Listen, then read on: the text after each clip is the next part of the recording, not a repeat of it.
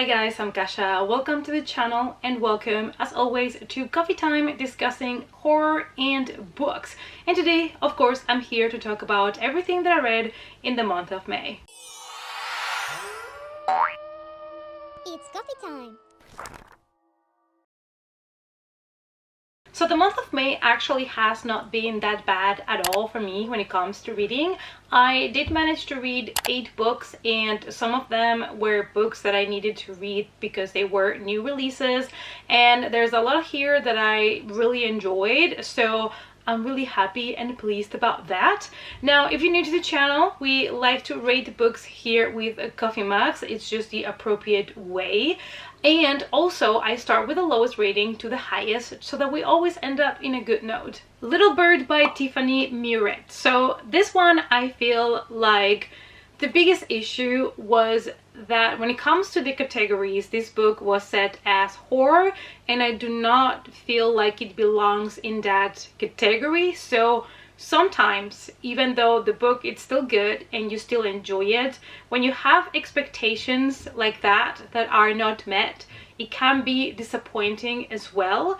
I would feel like this is a sweet little story about a woman, a mystery, and there is also some fantasy added to it, and it's more of a character exploration, but I do not really see much horror in the book. So I feel like that was for me my biggest letdown, and it is unfortunate because maybe if I would not have known this as a horror, or that it was labeled as horror, my experience might have been a little bit different. It is that thing that you're kind of waiting for horror to happen and it doesn't, and then it's kind of weird because that's what you were expecting. I hope that you guys understand what I'm trying to say here. Our main character is a woman, Josie, that is kind of self-isolating herself from the world.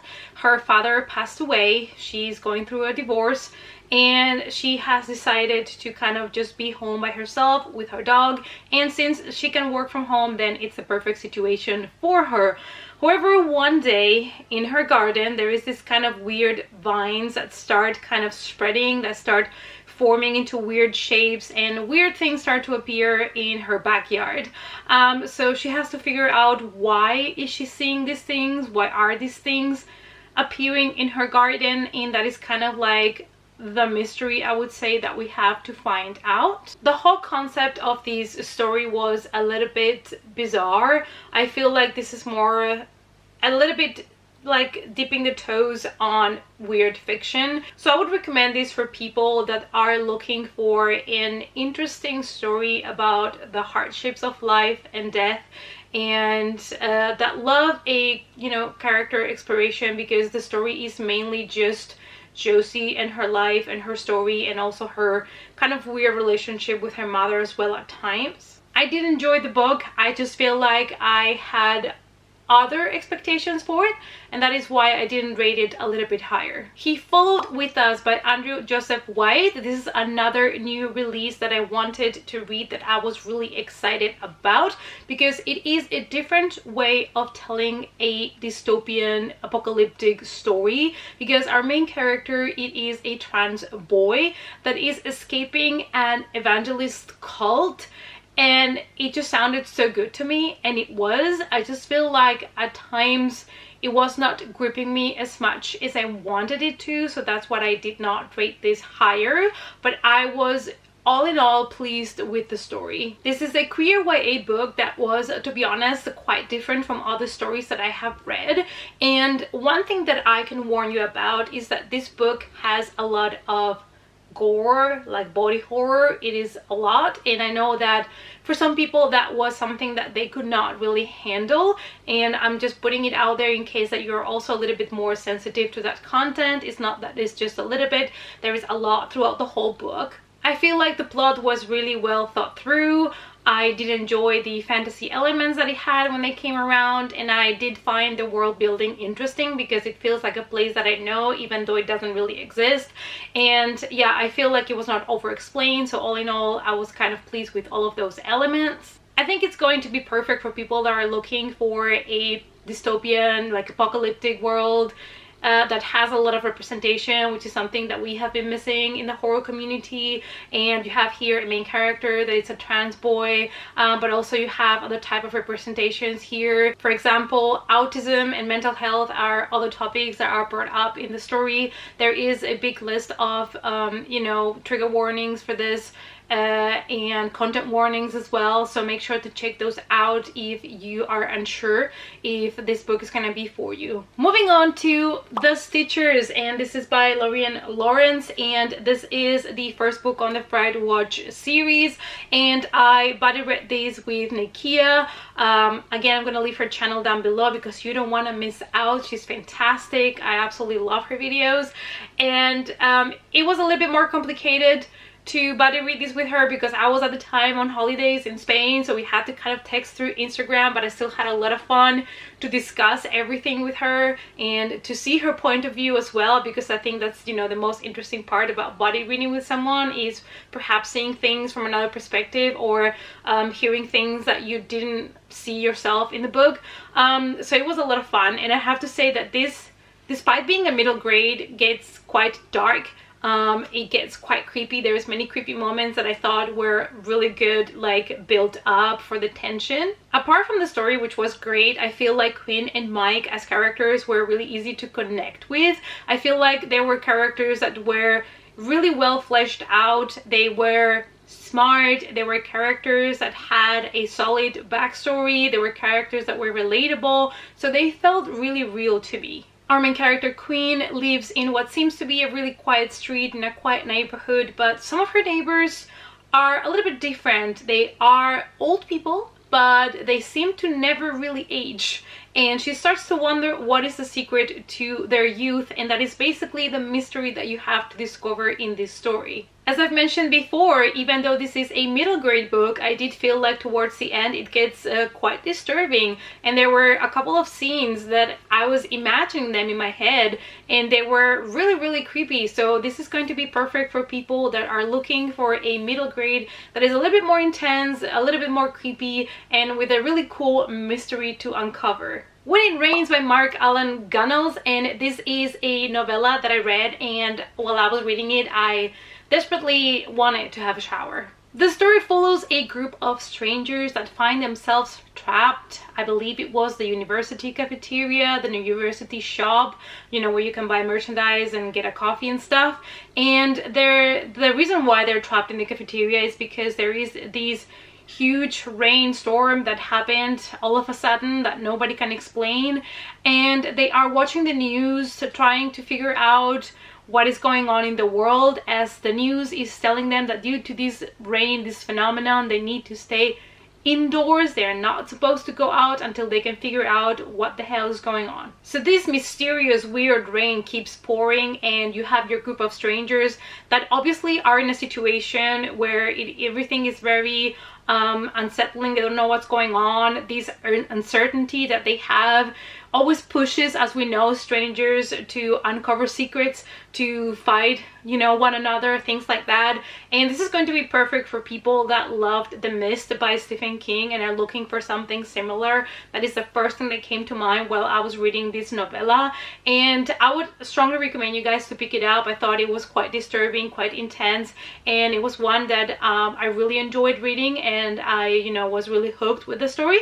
So yeah, this is one that I also recommend you guys to give a chance. Anybody Home by Michael J. Sadlinger, and this is a game changer for the subgenre of horror known as home invasion. When I picked up this book, I was not aware of the intensity and how real it felt. It really felt like this was like a true story documentary that I was watching or something like that, like something really disturbing, something so real. And it's obviously touching a fear that we all share and that we all have in common, which is, you know, the home invasion.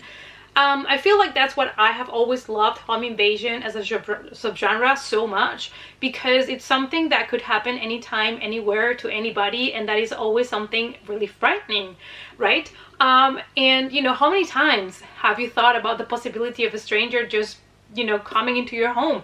How many times have you heard something weird in the house and wondered if somebody got in somewhere? It is this kind of weird feeling, you know. We all know that break-ins happen. We all know that people get into houses for different reasons, and it's always that fear that you have that it could happen to you. Now, this story is told so differently from other books that I have read before that I felt like this was, for me, the best part of the story, and kind of hearing how people kind of are explaining their daily job, which is to break into homes. That's where you're gonna get here. It's basically a home invasion story.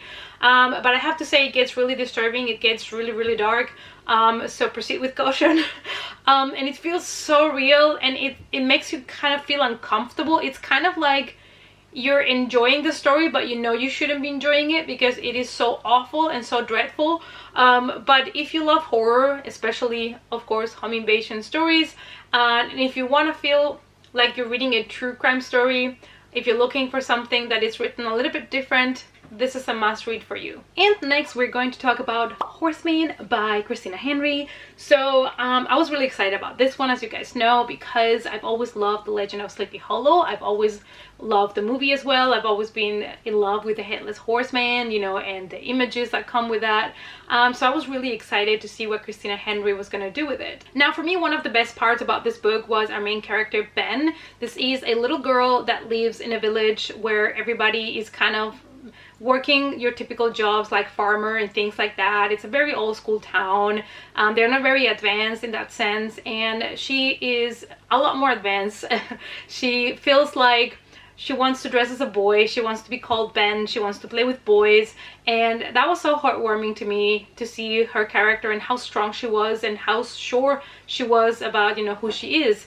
So that was one of my favorite things about the book. So obviously the main story revolves around this village and the legend of the Headless Horseman, who most people think it's just a tale and it's not true. However, one day they find the mutilated dead body of a child in the woods, and they start to consider it actually might exist. So obviously they start to wonder if the kid was killed by some sort of supernatural creature, if it was a regular beast that lives in the woods, or if it had anything to do with actually men, like humans, killing people. I gotta say that when I started this book, I was eating it up. I was reading it quick. I couldn't put it down. I didn't want to pick anything else up. But as we were going towards the end, I kind of felt like it lost a little bit of that grip on me, which is not to say that I didn't enjoy it. I did enjoy the book, and I really would recommend it to anybody. Especially, I feel like you would love this book if you like stories about legends, obviously Sleepy Hollow and the Headless Horseman, but also kind of fairy tales turn into really dark stories. I feel like Christina Henry has a talent when it comes to develop her characters, and there's always a sense of sadness. There is always something with a lot more depth into the story. There is always something that she's implying, that she's kind of showing you, and that is the magic of, you know, her retellings, and that is why I really enjoy her stories in general. It is that it's mostly also about monsters, but if those monsters are something you know, that it's supernatural, that doesn't really exist, or if those monsters are closer than we think and are part of us as humans. So that's where most of his books kind of go around, and I really enjoy it. And let's go now to another great read, which was Maggie's Grave by David Sodergren. I was really pleased with this book as well. I feel like he has a way of creating these really disturbing things, and all his books have a couple of twists and turns that I always find really interesting. I feel like he also combines different subgenres of horror in most of his stories that I have read so far, which I also really enjoy. So this is a story about a very isolated town in Scotland, and basically there's not many people living in it anymore. Most of the stores are closed, so they're kind of living in an isolated community, and they always heard about the legend of Maggie. Maggie is a woman that lived in that same village years ago that was accused of being a witch, and something was done to her because of that accusation. And after that, the town was never the same. The book starts with a bang. The like opening scene, if you may, it is stunning, disturbing, creepy, and after that the author slows down and gives you a little bit of time to get to know the characters, to get to know this village and the people that live in there, a little bit of a background of it, and then we start with the train of, you know, action-packed scenes and the horror and the body, you know, horror and things like that. And there's a couple of twists and turns. It gets really dark and disturbing, and that is what I like to see. I would say that I would recommend this book to people that love stories about old legends and stories about small communities with secrets and things that they're trying to hide. That's all I'm gonna say. But yeah, this is another one of his stories that I really recommend you guys to pick up. And last but definitely not least, let's celebrate that I have finally read The Midnight Club by Christopher Pike. Can I get an amen up in here? So this story was such a intense and powerful story about life and death and the things that we would do or not do, you know, when you don't have so much time left in this earth. This is a story based on a group of teenagers that live in the Rotterdam house, which is a place where they go to live when they are basically terminally ill. So they go there until they pass away. So it is really sad and heartbreaking. This is another one, weirdly enough, that a lot of people might see the cover, or of course just seeing the name of Christopher Pike makes you think that this is going to be a full-on horror book, and it is not really. I would not even say that this book is horror. But this was so beautifully heartbreaking, if that makes any sense.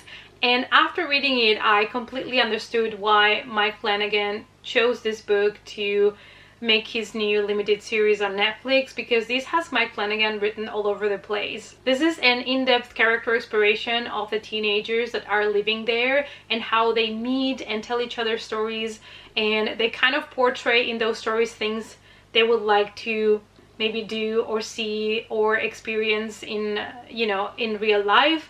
It is, like I said, more of a character exploration. Don't expect here horror or supernatural things going on or stuff like that, because then you're gonna be disappointed. Actually, I would even go as far as saying if you enjoyed The Bly Manor or Midnight Mass, the limited series from Mike Flanagan in Netflix, you might really enjoy this book.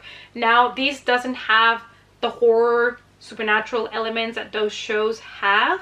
However, it kind of has the same exploration of characters' feelings, their pain, what they're going through, and it gives you this sense of, you know, the book is hunting you in another level, is hunting you because of the things that are being said and what these characters are going through. So I would definitely recommend you guys to pick up this book. I think it's beautifully written. I think the characters are great, and this is a book that I would reread, but don't go into it expecting it to be horror, because then you're just gonna be disappointed. Alright guys, so this is everything that I read in the month of May. It was actually a pretty good reading month for me.